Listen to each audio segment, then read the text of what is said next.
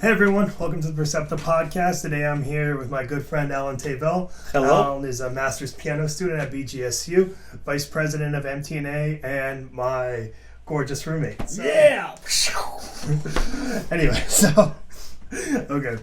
So, what I wanted to talk about with Alan is our project, Fresh Inklings, which will premiere on Friday on Praecepta's YouTube channel, link in the description below. And this is a collaboration between Praecepta and MTNA. So first off, let's tell everyone, what is MTNA, Alan? Because even I can't remember all those acronyms. It's the Music Teachers National Association Collegiate Chapter at BGSU. I like to call it the Pianer Club. It's filled with a lot of great pianists at the school, and we're so happy to be collaborating with Praecepta on this project. As a pianist, we kind of do this thing, but the planning thing and the compiling of things is a whole different... Sandy does that. Sandy does that, but it's a whole different game. So it's really good that we're partnering with Praecepta, and we found a group of individuals who are just as excited about writing pedagogical music for us, and us and our students perform them. So let's break it down, because I think it's a little confusing about how it quite works. So the Fresh Inklings project was, the way it works is essentially composers are asked by teachers to write pieces for their students. So for example, if I was writing for Alan is a pianist, he has a piano student, I would write a piece for his piano student. And it's very different than writing a piece. I'm just kind of speaking as a composer, right? Because it's usually for a younger person, or a person that's, not a master's or in a university setting. So there's very different challenges, and sometimes, the teacher has a specific thing they want to teach their students, like, I don't know, finger crossings or something. So tell me about how did Praecepta and MTNA get together? How did that all work? It helps being very good friends with a very important person, with the composers at the school. I'm a secretary, so you're the secretary, Praecepta, so it helps being, I basically had this dialogue with Dan, and I'm like, hey Dan, you're a composer, and he goes, I think so, and he is, and I said, how about I put you in touch with Sandy, and she can tell you what Fresh Inklings is all about. And so Fresh Inklings, this project has been going on for about 4 years, and usually MTNA would put out a call for scores and composers, and it wasn't as students and teachers as well.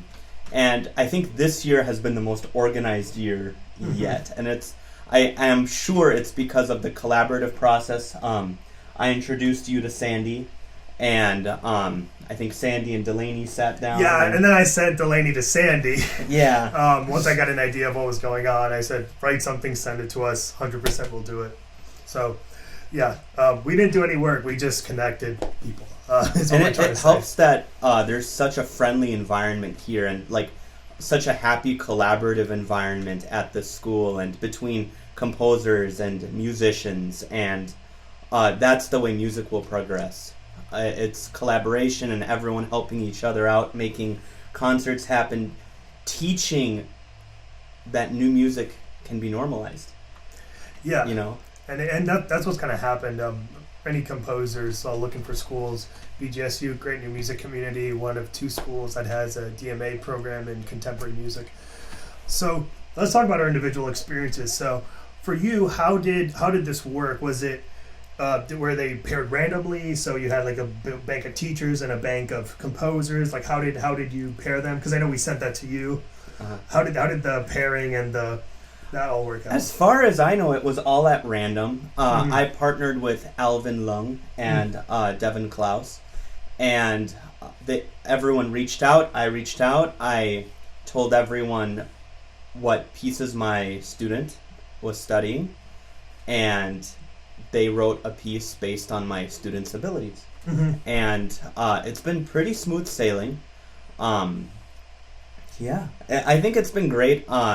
Alvin wrote this awesome piece that uses swing rhythm, which is perfect for my student. Teaching My student has been playing a lot of Bach recently, and we were getting into Bergmüller, but this is something really nice to spice things up.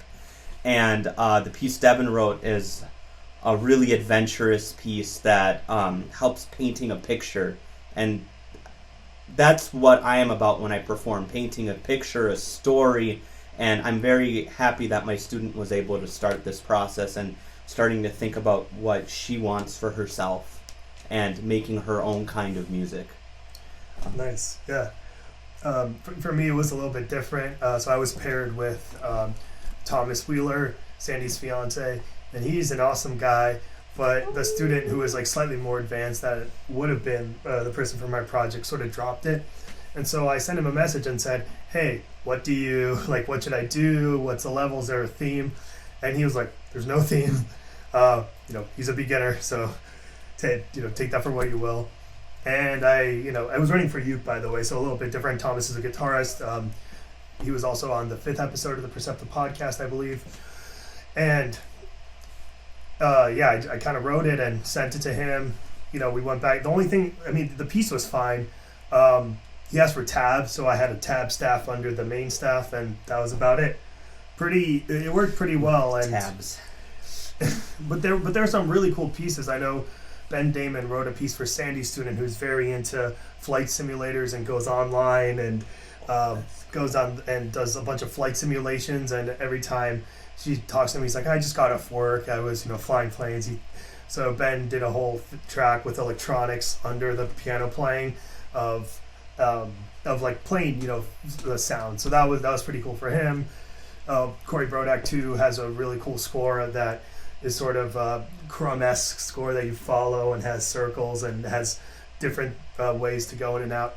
It's all super cool. A lot of composers did a lot of really awesome stuff, and you can check it out Friday at 8 p.m. on the Praecepta YouTube channel, which is going to be live streamed, and that will be in the description below.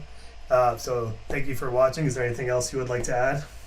Please watch the concerts. All of the students and the teachers worked really hard. We're happy that there's an anthology to help document all of these pieces and for years to come, and we hope it gets bigger and bigger. And it'd be awesome if more schools could join us, if more composers, more pianists, more teachers, other instruments too. The elitist pianist self was speaking there. But we got a uke. yes, we have a uke. But it'd be nice to have more collaboration, more people working together, and this has been awesome. It's what it's meant to be about. Yeah, it'll be great. And shout out to Ben Damon for mixing all the audio. Shout out to Delaney and Sandy for doing a large portion of this work and working on logistics, putting together the anthologies. And we'll have a link to the anthology in the description below as well.